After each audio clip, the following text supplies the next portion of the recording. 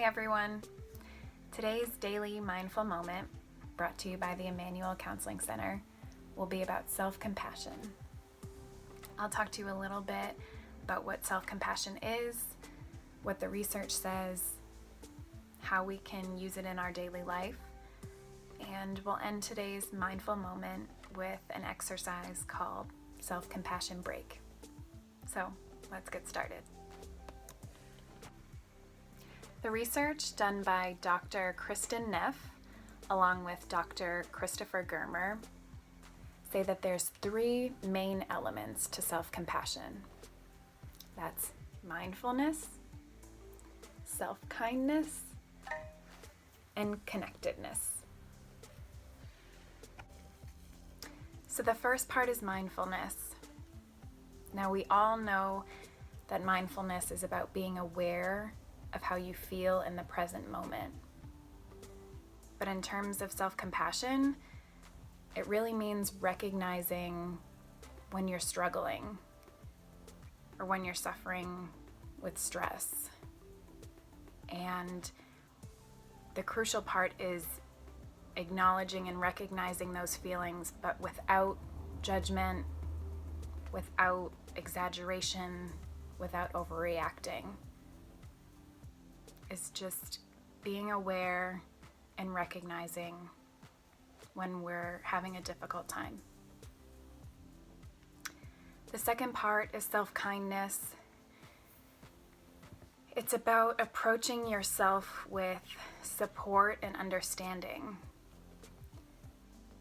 And that sounds easy, but it can be really difficult. So it's about approaching yourself as you would a friend, or as your loved one would approach you, with that support and understanding in difficult times, rather than being harsh or being self-critical.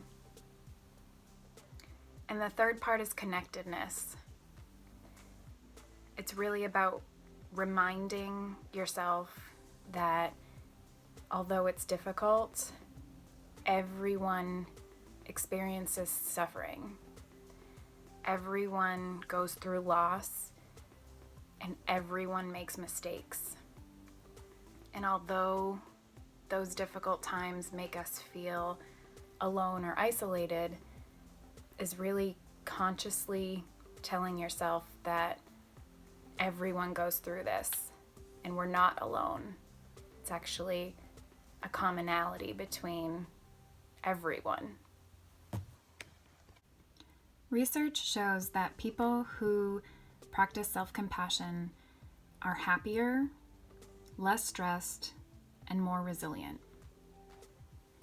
Practicing self-compassion leads to more happiness because they're able to be more optimistic or express gratitude and appreciation for what you have, and often lead to better relationships with others because of the priority of self-care and being in tune for your own needs in the relationship. Practicing self-compassion usually leads to less stress because you're less self-critical, with having less perfectionistic thinking or having unrealistic expectations of yourself that often lead to stress, anxiety, or depression. And people who practice self-compassion are more resilient because they're able to bounce back a little bit easier, knowing that mistakes happen, suffering will happen, and that there's commonality in that rather than isolation. And those who try to avoid or ignore pain and suffering often have to fight harder in experiencing that pain, where those who can acknowledge it and accept it as a reality can be more resilient. Before we do our self-compassion break, I wanted to review a few ways that sometimes we struggle with self-compassion and then give you some ways on how to address it. Sometimes we have unrealistic expectations of ourselves. We expect perfection, and that gets in the way of self-compassion.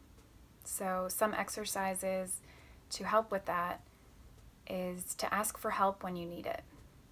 That's being compassionate. Another way would be to set boundaries, saying no when you know that you can't commit to something or you're in over your head. Another thing that gets in the way of self-compassion is negative self-talk, calling yourself names or being critical with yourself.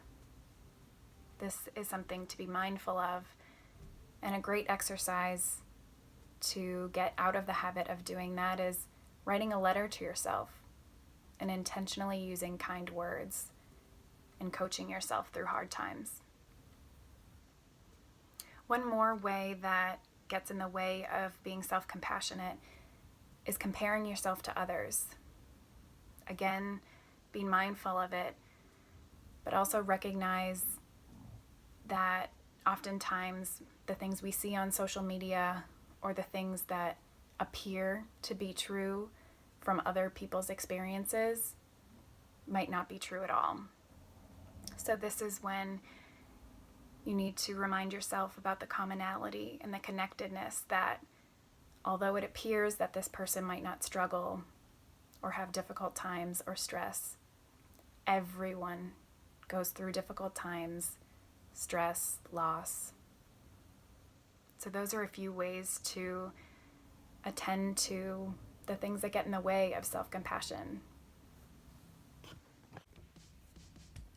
So to begin our self-compassion break, we call to mind what is causing us suffering. This could be anxiety about our health. This could be academic stress. This could be concerns about relationships. We want to pause and acknowledge the difficulty. This is a moment of suffering.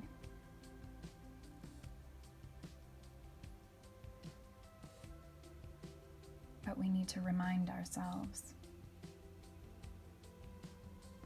suffering is a part of life. I am not alone in the suffering. I am not abnormal because of the suffering.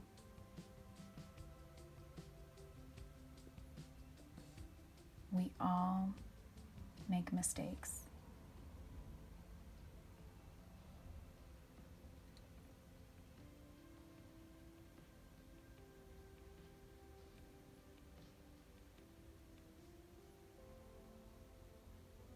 May I be kind to myself in this moment.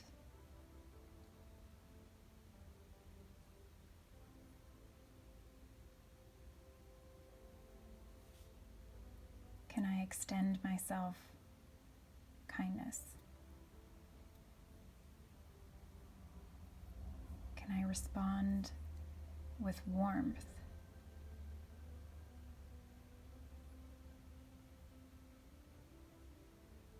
May I give myself the compassion I need right now.